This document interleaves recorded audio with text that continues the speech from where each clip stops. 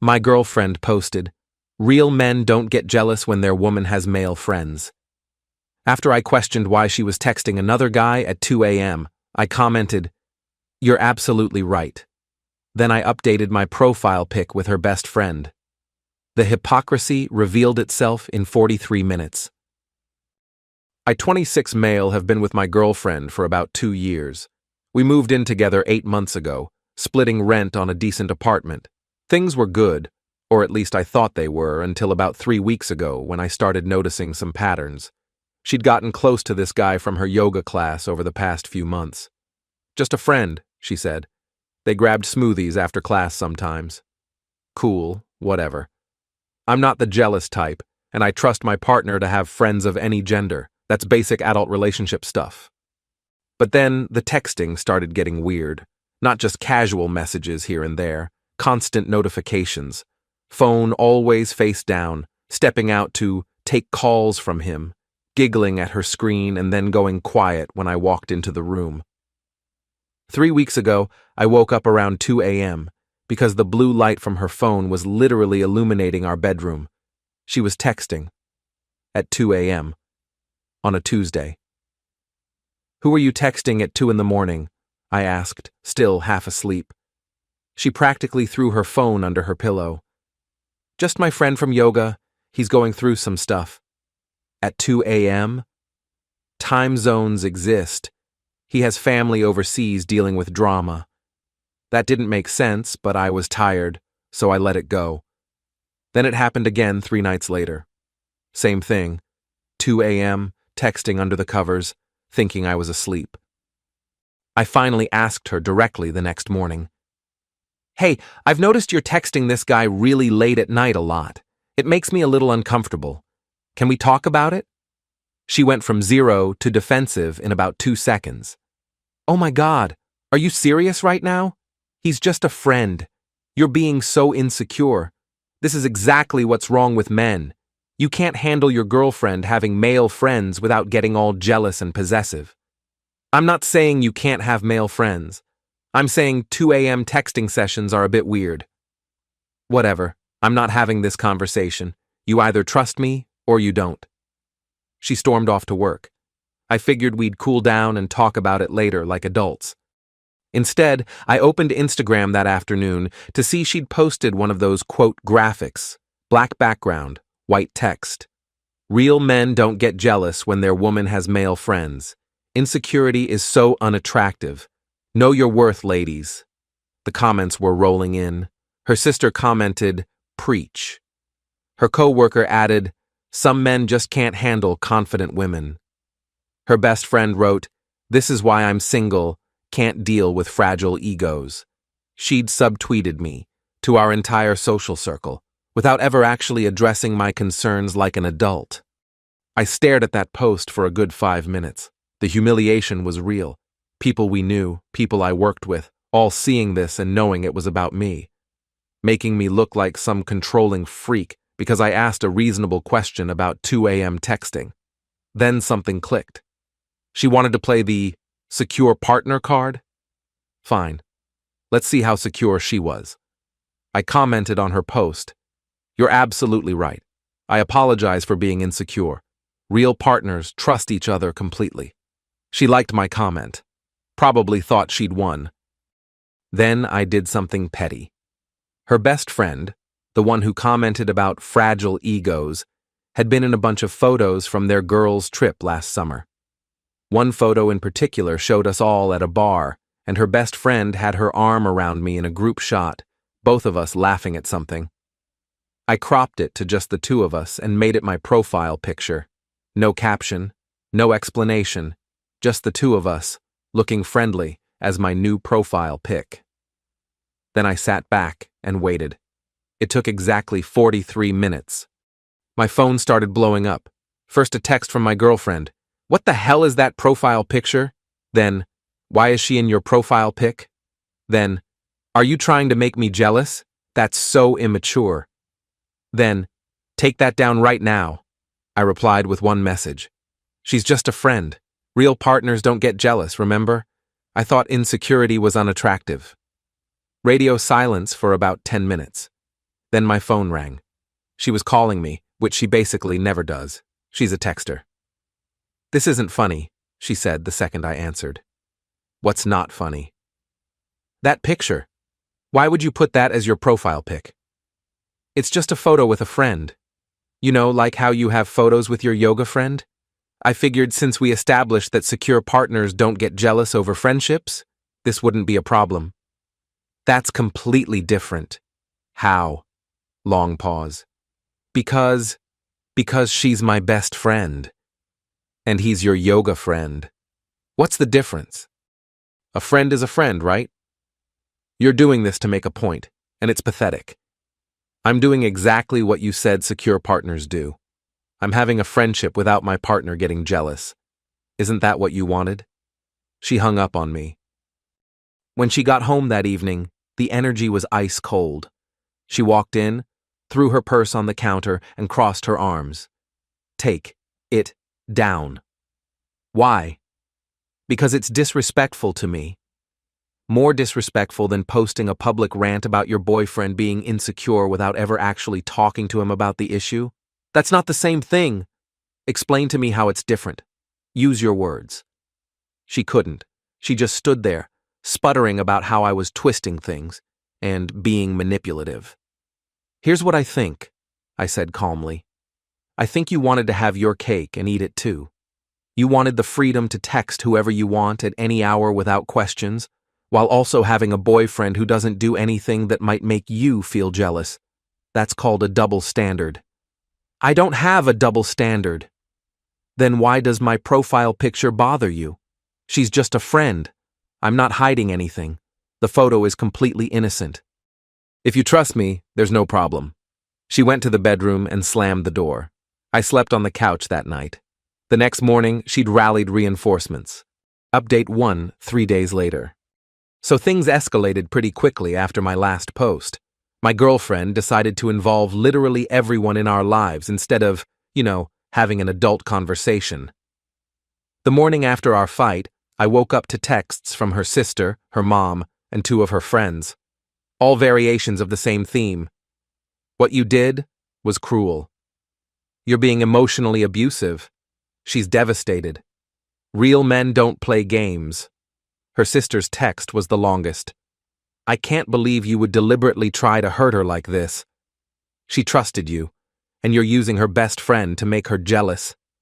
That's sociopathic behavior. You need to apologize and take that picture down immediately." I responded to her sister. "Did she tell you why I posted it? Did she mention her public post calling me insecure for asking about 2 a.m. texting? Or the 3 weeks of late-night conversations with another guy she refused to discuss?" Her sister. "That's none of my business." Me. "But my profile picture is your business?" She left me on red. Her mom actually called me. This woman has been nothing but sweet to me for 2 years. Sunday dinners, birthday gifts, treating me like family. Now, she was on the phone telling me I'd really disappointed her. "I thought you were one of the good ones," she said. "But posting pictures with other women to hurt my daughter? That's not who I thought you were." "Ma'am, with all respect, did she tell you she publicly humiliated me online before any of this happened?" Silence. Then, "She mentioned something about a post, but she said you were being controlling about her friendships."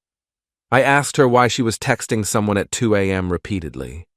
That's the full extent of my controlling behavior. Her response was to blast me on social media to all our friends and family without talking to me first. The profile picture was just me demonstrating what she claimed was acceptable behavior. More silence. I'll talk to her." "Please do." But the best part? Her best friend, the one in my profile picture, reached out to me directly. This is where things got interesting. She texted me, "Hey, so I just want to say, I'm not mad about the picture thing. Actually, I thought it was kind of hilarious." She called me crying about it, and I had to bite my tongue so hard. Me. "Wait, really?" Her. "Dude, she's been texting that yoga guy like crazy for months. All of us have noticed. She literally showed us their conversations at brunch last week, and they were not just friendly. I didn't say anything because I didn't want drama, but honestly, she had this coming. Me. What do you mean not just friendly? Her. Like, lots of flirty stuff. Pet names. Plans to meet up without you knowing. She told us she was keeping her options open in case things with you didn't work out. I felt sick reading that. Literally nauseous. Me. Do you have screenshots? Her. No, she just showed us her phone at brunch, but I can tell you what I remember if that helps. She proceeded to tell me things that made my stomach turn. Apparently, my girlfriend had been calling me boring and too comfortable to her friends for months.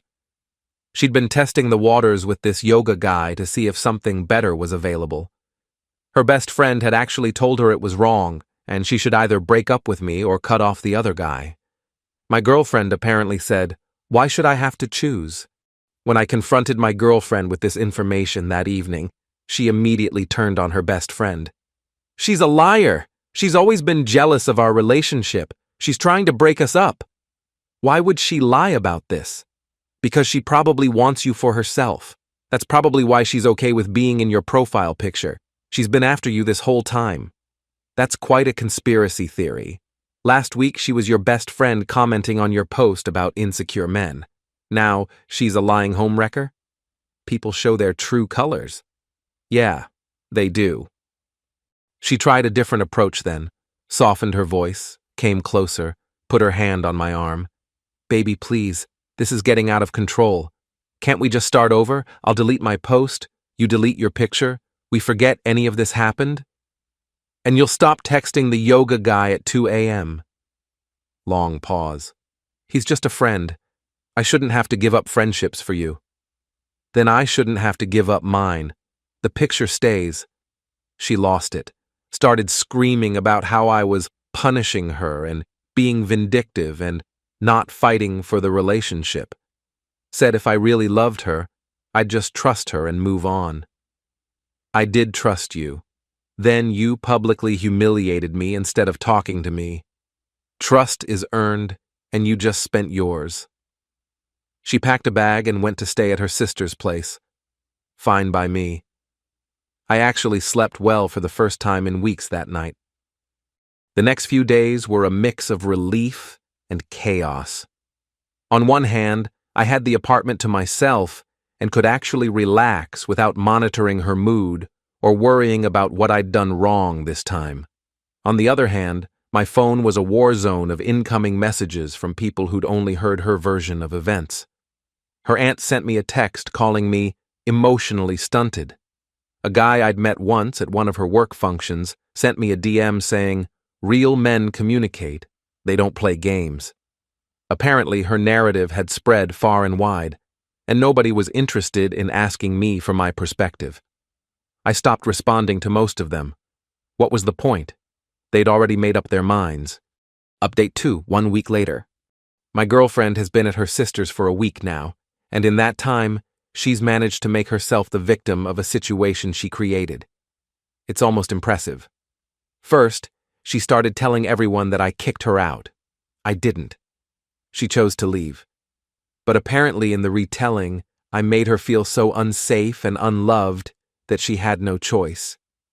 I found out about this narrative when my own brother called me, asking what was going on, because his girlfriend heard from someone at work that I was abusive. That was a fun conversation to have. No, I didn't kick her out. No, I'm not abusive. Yes, all of this is about a profile picture that I posted after she publicly embarrassed me online. My brother, thankfully, is not an idiot. Wait, she posted about you being insecure and you just responded in kind, and now you're the bad guy? Apparently. That's insane. Welcome to my life. Meanwhile, her flying monkeys kept coming. Her coworker sent me a Facebook message. We're not even friends on there. She went looking for me. Calling me a gaslighter and saying I was exactly the type of man women warn each other about. I didn't respond. What's the point? Then came the mutual friends. People started choosing sides. A couple we'd hung out with regularly had the husband call me to say they couldn't be in the middle of this, but that his wife was supporting my girlfriend through this difficult time, and he hoped I got the help I needed. The help I needed for posting a profile picture. But here's where things got truly wild. Remember her yoga friend? The 2 a.m. texter? He decided to get involved. I got a DM on Instagram from him. First time he'd ever contacted me directly. The message read, "Hey man, I just wanted to reach out and clear the air. There's nothing going on between me and your girl. She told me you've been really possessive and controlling, and honestly, I feel bad for her. Maybe you should work on your insecurity issues instead of making her life harder." I read that message 3 times to make sure I was understanding it correctly. This guy, the one texting my girlfriend at 2 a.m., the one she'd been hiding conversations with, the one she was apparently making plans with behind my back, was lecturing me about being controlling.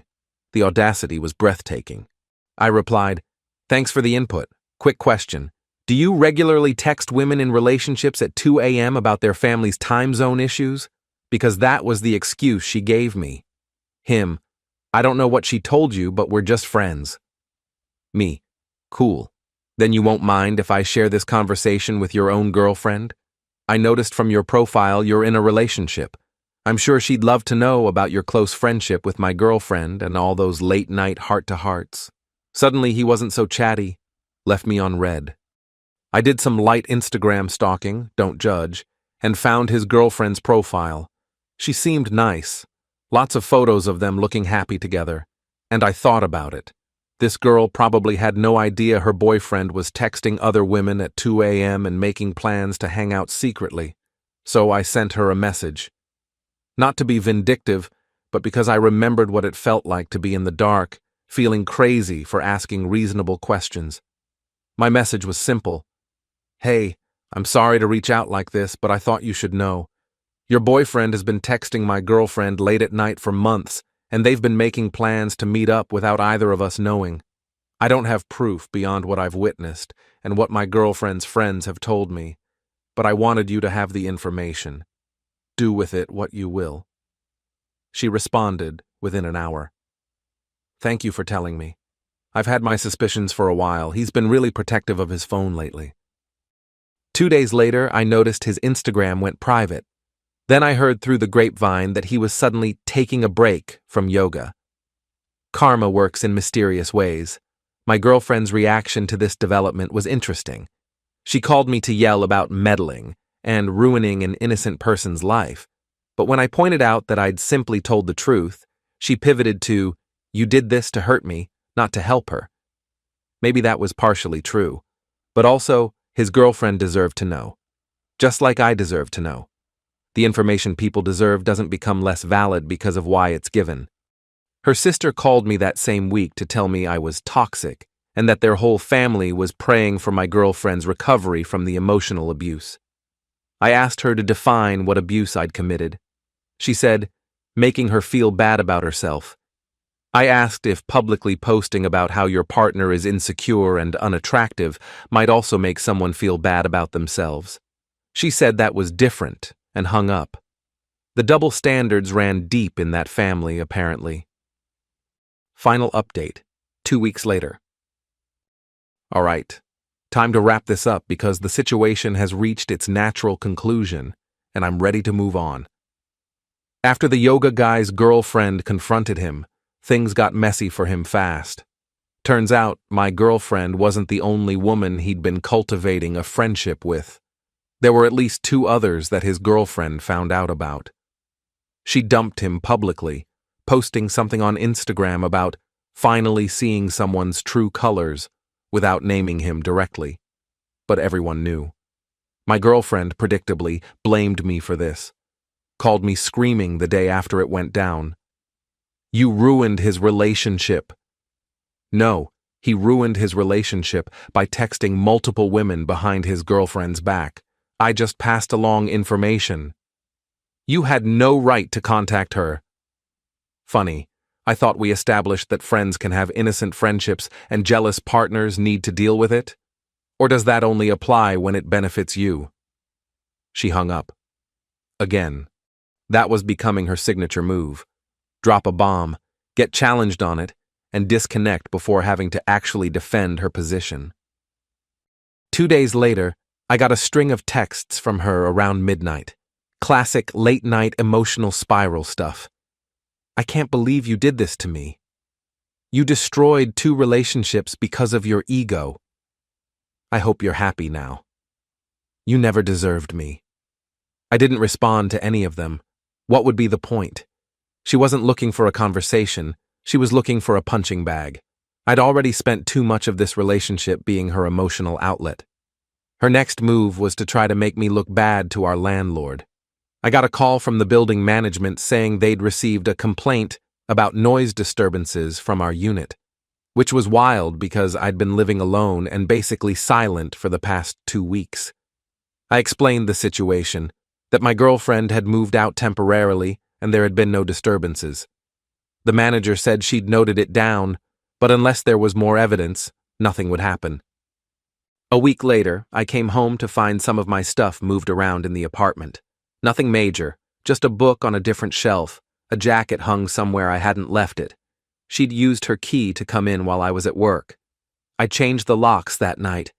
Cost me $175, but peace of mind is priceless. She texted me, "Why won't my key work?" "Because I changed the locks." "You can't do that. I still live there. My name is on the lease." "Your name isn't on the lease. I added you to the apartment informally because we were dating. If you want to discuss the legal situation, feel free to contact a lawyer." She threatened to call the cops and say I was illegally locking her out. I told her to go ahead. I had the lease documents showing I was the sole tenant, and she'd voluntarily left 2 weeks ago. She didn't call the cops. Instead, she sent her dad. Now, her dad is a big guy, intimidating. He showed up at my door on a Saturday morning, and I genuinely thought for a second I was about to get punched. "We need to talk," he said. I let him in. He sat on my couch, looking uncomfortable. "Look," he started, "I don't know the whole story here. What I know is my daughter's been crying for 2 weeks, and everyone's pointing fingers at everyone. But I also know she's not exactly innocent. Her mother and I raised her better than this." This surprised me. "I heard about the texting," he continued, "and the public posts thing, and I'm not proud of how she handled any of this, but she's still my kid, and she's in a bad place right now. She's staying with her sister, who's enabling all her worst behavior, and she's not listening to anyone. What do you want me to do about that, sir?" He sighed. "I don't know. I guess I'm hoping you two can work this out. You were good for her, stable, better than the guys she usually goes for. With respect, I'm not sure there's anything to work out. She publicly humiliated me, lied about her friendships, got caught, and has spent the last 2 weeks trying to make me the villain. I don't think that's the foundation for a healthy relationship." He nodded slowly. "I figured you'd say that. Can't say I blame you." He left after that. It was the most civil conversation I'd had with anyone in her family since this whole thing started. The actual end came last week. My girlfriend finally reached out to have what she called a mature conversation. She came over, we sat on the couch, and she tried one more time to salvage things. "I miss you," she said. "I miss us. I miss who I thought you were. I made mistakes. I know that now. But I really do love you, and I think we can get past this if we both try." "Here's my issue," I said. "You wanted the freedom to have whatever friendships you wanted, however close they were, without any questions from me. But the second I did something that made you uncomfortable, a completely innocent profile picture, you lost your mind. That's not a partnership. That's a dictatorship where only your feelings matter." I said I was sorry about the post. "You're sorry you got caught. There's a difference. You're sorry I exposed your double standard publicly. You're sorry your yoga buddy's girlfriend found out what was happening. But you're not actually sorry for how you treated me." She started crying. "That's not true. I am sorry. I didn't think you'd react like this. You're always so calm and easygoing, I thought you'd just get over it." You thought I'd just accept being humiliated? I thought you'd fight for us. That's what this was. Me standing my ground and demanding equal standards in our relationship was me fighting for us. But I can't fight for something you don't want. You wanted permission to do whatever you wanted without consequences. When I asked for the same thing, it was unacceptable. She left that night and we haven't spoken since. 3 days later, she came by while I was at work and picked up her remaining things. I came home to a mostly empty closet and a note that said, "Thanks for nothing." I stared at that note for a while. 2 years, and that was the final communication. 3 words on a scrap of paper. No accountability, no real apology, just blame. She genuinely believed I had wronged her by demanding the same treatment she expected for herself. The apartment felt different after that. Emptier, obviously, but also lighter somehow. Her presence had been heavier than I realized. The constant management of her moods, the tiptoeing around topics that might set her off, the exhausting mental math of figuring out what I was allowed to feel versus what would be labeled insecure. I spent that first weekend alone, just existing. Watched what I wanted on TV, ate what I wanted for dinner. Left dishes in the sink overnight without anyone making a passive-aggressive comment. Small freedoms that added up to something that felt like relief. So where does that leave me? Honestly, I'm doing okay. The relationship is over, which is sad because 2 years is a long time and there were good times mixed in with all this mess. But I'm also relieved. The constant walking on eggshells, wondering if I was being too controlling for having basic relationship expectations, that's exhausting. Her best friend and I still text occasionally. She apologized for not warning me sooner about what she'd been hearing in those brunch conversations. Said she'd felt stuck between loyalty to her friend and doing the right thing. I told her I understood. My girlfriend has apparently been telling people we broke up because I couldn't handle her independence, which is a creative interpretation of events, but whatever. The people who matter know the truth, and the people who believe her version weren't really in my corner anyway. The profile picture is gone now. Took it down a few days after we officially ended things. It served its purpose. It exposed a double standard and forced a conversation that needed to happen. The relationship might not have survived that conversation, but it probably shouldn't have.